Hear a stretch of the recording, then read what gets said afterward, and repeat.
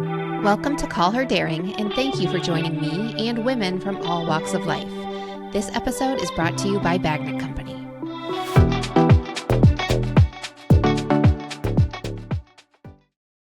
Since the publishing of Megan Agnew's pieces in the Times, I have been asked via TikTok comments and messages for my thoughts on Tradwives and more specifically Hannah Nealman and Ballerina Farm. I have a lot of thoughts on this topic, but I want to focus on three main points. The first is that Tradwives are performers running a business. The second is that the role of fundamentalist Christianity must be examined in any conversation about Tradwives. And the third is feminism is not Hannah Nealman's choice to be a Tradwife. Let's get into it. The Tradwife lifestyle, as portrayed on social media, is not a lifestyle. It is a performance, and it is a business. In fact, the Tradwife lifestyle is such a performance for profit that we shouldn't even refer to it as a lifestyle. We should call it Tradwife performance or Tradwife business. Everything that I'm going to talk about on this topic needs to be viewed through this lens. If we don't recognize and acknowledge that Tradwife content exists for financial profit and religious benefit, then it's pointless to even entertain a discussion about this topic. So much of the way motherhood is represented on social media is performative, but the people performing and the people viewing pretend that it's not a performance. And that's true for non-Tradwife content too. The difference with Tradwife content and the reason that it's so dangerous for women, especially young women, are the ulterior motives lurking behind it, and the fact that young people are especially susceptible to covert messaging in social media. They often don't have the ability to critically engage with social media content to understand and analyze the messages that are being communicated. I mean, shit, there are grown adults that don't have the ability to do that. If you take the rolling back of women's rights and the constant push of MAGA and conservative Christian values, and mix that with millions of young people watching these performances and romanticizing these women's lives, all while lacking the ability to critically evaluate the messaging, you have a recipe for disaster. And by disaster, I mean a segment of the female population falling into a subservient, powerless, voiceless lifestyle without fully informed consent. Adjacent to the central role of religion in these Tradwife businesses is financial profit. Even if you choose to disregard the religious underpinnings of these accounts, it is impossible to feign ignorance to the fact that these women are working to create content that brings a significant amount of income to their households. This fact alone should be all anyone needs to know to delegitimize social media Tradwives and recognize them as a business, not a bona fide lifestyle.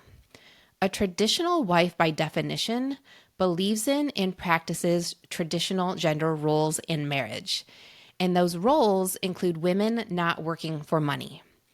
Those roles include men being the primary, if not sole, breadwinners. These popular Tradwives have creative and management teams working their social media accounts. They are bona fide businesses that are selling you a fictional lifestyle and making millions doing it.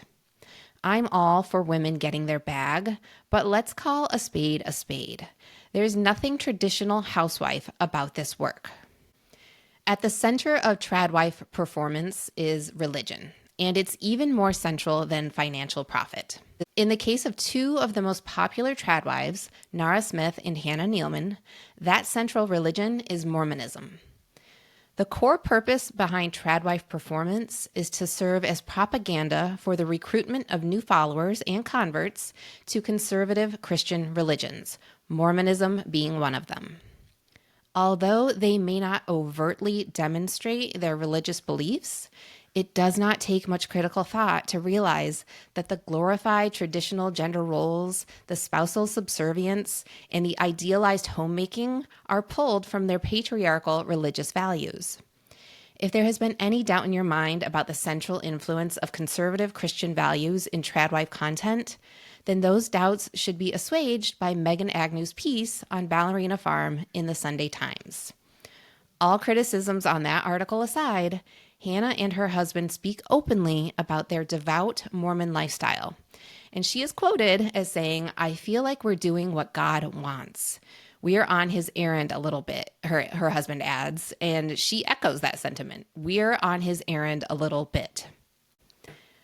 A woman named Tia Levings, who is an ex-fundamentalist, has said that Tradwife videos are part of an effort to tacitly recruit people to the influencer's religion by making it seem attractive via their lifestyle. In her Substack, she writes, quote, "The Tradwives take ordinary cultural elements and desires, such as motherhood and staying home to raise one's children, and fetishize it, elevating it to a heavenly calling that renders anyone outside of their homey, warm glow as less than at best, bound for hell at worst." Tia goes on to say in her Substack that underneath the cloyingly sweet aesthetic exists what's known as the umbrella of authority. Men on top, women without a voice unless it's in compliance with the system, and the darkest shadow of them all, which is women teaching the women to perpetuate and perpetrate, because the only power they have is to find validation and expression through others buying into their program. She says it sounds like an MLM pyramid scheme because it is one. And I want to add that Mormons believe that every member should act as a missionary in their area of influence. For women, that area of influence is motherhood and homemaking. So sharing a spit-shined version of their lives with the public is their religious duty. And Hannah Nealman is really, really good at the performance and fulfilling her religious duty. Every bit of content we get from Ballerina Farm, you should ask yourself, what is she selling and who is benefiting from her labor? Her husband is certainly benefiting from her labor. The Mormon Church is benefiting from her labor via recruited converts and the 10% income tithe that the Nealmans undoubtedly pay. And when you watch Ballerina Farm content or buy their products, the Mormon Church benefits from your participation in the whole performance. I think one of the most important questions being asked in this conversation is how responsible are these women for misrepresenting their lifestyles? Should we hold them accountable for selling to millions of women an aspirational lifestyle that at best doesn't exist and at worst is coerced and controlled in an abusive environment? Let's say young women make life-changing decisions based on the Tradwife content they're seeing on social media, only to find out that they've been locked into a way of life that is very challenging to escape. Whether it be due to financial dependence on her husband, domestic abuse, inability to adequately care for her children as a single mom, or punishment from religious community. Are religious Tradwives culpable for playing a part in the oppression of those women?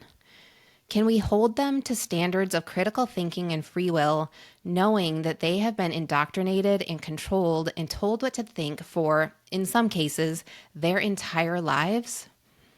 Hannah Nealman has never been in control of her own life, and she has not had much opportunity to exert free will. Additionally, she does not have the same level of consciousness that women growing up in secular environments have had the opportunity to develop.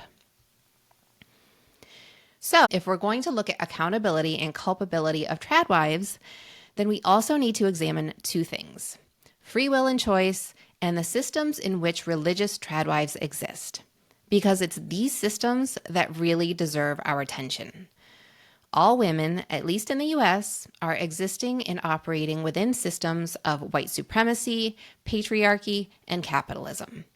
The level of privilege, opportunity, free will, and choice we each have within those systems is heavily dependent on the color of our skin, gender affirmation and adherence to gender roles and norms, sexual preference, able-bodiedness, and financial class and security. We know from intersectionality that we have to recognize that where we are positioned in the intersection of these identities determines a lot of our so-called free will and choice. We don't all have the same opportunity and privilege to make choices that will determine the direction and quality of our lives. On top of those systems within which we all exist, religious tradwives like Hannah Nealman also exist and operate within the system of Christian fundamentalism. Hannah Nealman was raised Mormon and taught their set of religious beliefs while being actively discouraged from questioning those beliefs. From the time she was born, she was indoctrinated to be a mother and a wife in servitude to her husband, and she was denied the choice to question God's ordained plan for her life. When we look at Hannah Nealman outside the lens of her religion, what we see is a woman at the top of the food chain. She perfectly embodies our cultural beauty standards to a T. She performs beauty. She has white skin and flawlessly adheres to traditional female gender roles. She is a straight, able-bodied mother who is married to a white, wealthy man. She checks all the boxes. But when we redirect our gaze to see Hannah through that additional system of Christian fundamentalism, we have no choice but to acknowledge that she does not and has never had access to the same choices that women who exist outside of that system have had. And to be crystal clear, the choices available to those women are on many levels an illusion. Mickey Kendall, who is the author of Hood Feminism, talks in a TikTok about the illusion of choice, and if someone can't say no, then they really can't say yes. In her book, Regretting Motherhood, Orna Nath writes, quote, "It seems that as long as women make decisions according to the will of society and the priorities and roles it assigns us, we gain social status as free, independent, autonomous individuals with an untethered ability to fulfill our desires. However, when our choices clash with society's expectations, not only are we condemned for our actions, we are also left on our own to face the implications that accompany a loss of social status." End quote. So many of the comments that I have seen on Ballerina Farm posts since the Times article focus on feminism and choice. There are countless women proclaiming that everyone's a feminist until a woman chooses a life that doesn't fit their narrative. So many comments like that. And these comments make it obvious that feminists have collectively failed to explain and understand what feminism is. Feminism is not about blanket acceptance and support of every woman and her individual choices. Feminism is about engagement with systems of white supremacy, conservative Christianity, patriarchy, and privilege, and how those systems control the choices of all women. If you're defending one woman's choice to have 8 kids and live on a farm and calling that feminism, you're missing the point. The systems within which she exists decided the choices available to her, so she didn't really choose at all. Feminism is less about defending Hannah Nealman's choices and more about recognizing the varying degree systems of oppression control all of our choices. What I hope the Times article and subsequent rhetoric has shown is that the Tradwife phenomenon is a complex and multifaceted issue that extends beyond the veneer of the idyllic domesticity showcased on social media. It's imperative to understand that what is often portrayed as a traditional lifestyle is, in reality, a crafted performance aimed at financial gain and religious propagation. This Tradwife content, underpinned by fundamentalist Christian values, serves not only as a profitable business model, but also as a subtle tool for religious recruitment. The performative nature of this content, coupled with the lack of critical engagement from its audience, poses a significant risk of reinforcing regressive gender norms and perpetuating systems of oppression. As feminists, it is crucial to dissect and challenge these narratives, recognizing that the concept of choice is deeply entangled with societal and religious expectations.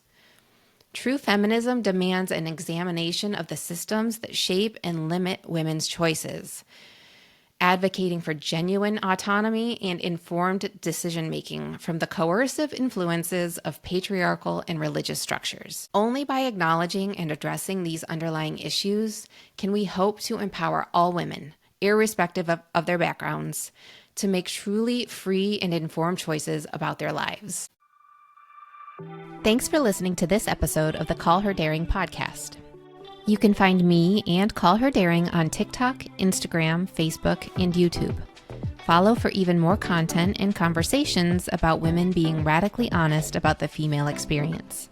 Please join me here every week for a new episode of Call Her Daring, and let's continue the powerful tradition of storytelling with the goal of informing and educating us all, so that we may step into our truest selves and realize our full potential as powerful women.